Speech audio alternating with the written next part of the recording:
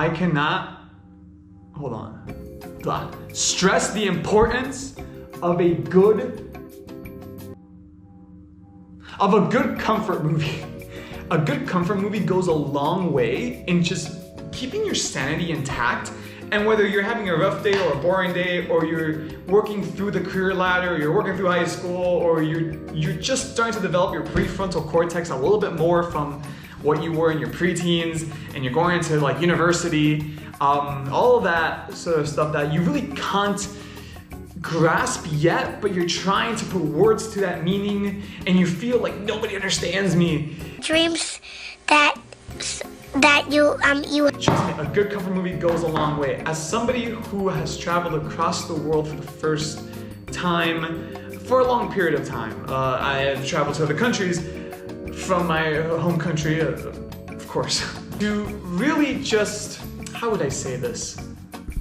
To really find a good comfort movie that speaks to you and that reminds you to adjust to yourself, to repeat to yourself the things that are important to you, or the things that really shaped you when you were a child are really important for all aspects of your life. Like two of my favorite movies, I would say they're really good movies, but also comfort movies, is Back to the Future and Superman, 1970, oh good God, Back to the Future is 1985. And they both remind me of, obviously, my dad and watching it with him, but also just being in a household with my family. And then I just remember all the times that we keep going back to those movies and how much my dad's eyes light up and how much everybody's eyes light up when we see it, and we can remember all the jokes and all the lines, you know? And it's that type of movie that you're kind of like, you know all the damn lines to it, and whenever you see the same climax, you just go, you're really able to like be so invested into it. And even though you've seen it for like the 100th damn time, you still could easily just like pick any scene and say, oh, you remember that scene? That is like my favorite scene ever. And it still hits you just as hard, and it gives you the same life lessons. And I think in my case, I got this idea from this web page, by the way, so kudos to them. I just want to elaborate on it with my own comfort movies, and I think it's very important for anybody to do so as well. Because in traveling across the world, literally, and sometimes feeling a little bit bad for my mother, who I feel like she didn't have the same opportunities growing up, or even like my dad, who went through a similar phase, so I think he was much more supportive in the sense that he understood what I had to do. And even in the movies, both characters are in a way going through this little thing of being somewhere new and not feeling accepted. I mean, Marty McFly literally goes back to the damn past. He goes back to the past, literally lost, far away from his family time-wise. Like, he meets his father at a young age and his mother at a young age. Yes, there's so many other things like sci-fi elements and a lot of rules on self-acceptance, confidence, building confidence.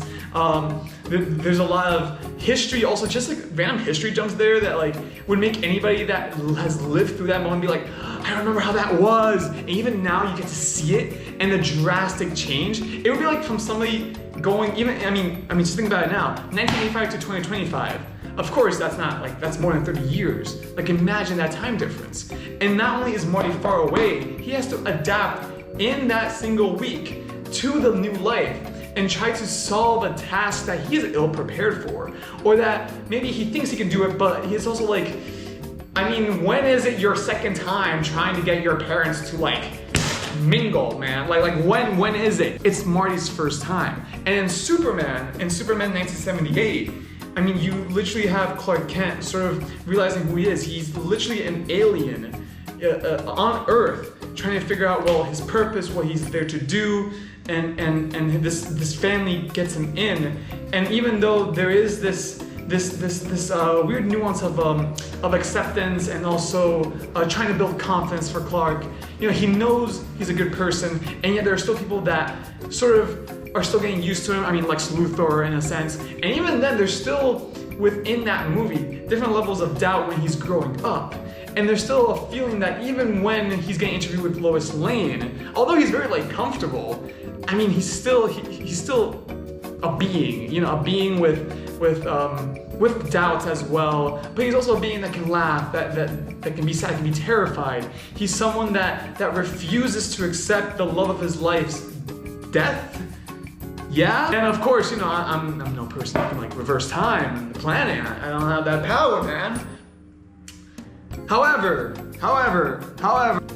I really enjoy those movies because it really shows you what you can do when you do believe in yourself. And even though in both characters they're so very different in plots and scale, that at the end I feel like they both give me a sense of comfort when it's like these individuals had to go through so many things, and at the same time taking these morals from the story, it also just reminds me of home. And I think a good comfort movie should remind somebody of home, of peace.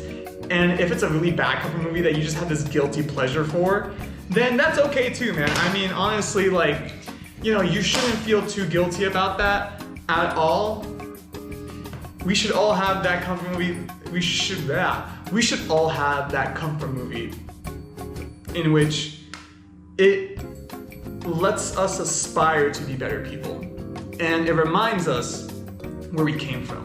Because even though the movies in which these stories were produced, yes, the setting is not necessarily my culture, it reminds me the most of my childhood and of a place of where I can just sit down with my father and enjoy one.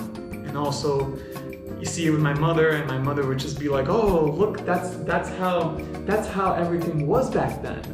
And all of us just enjoying it. So thank you for watching this video. If you enjoyed it, if you would like to tell me your comfort movie, let me know. I'm actually very interested to know if it's, I mean, it doesn't have to be, you know, like, all nice and, you know, how would I say it? Nice and pretty. Sometimes people's comfort movies are horror movies, and that's great. I mean, sometimes they're action, sometimes they're thrillers, whatever.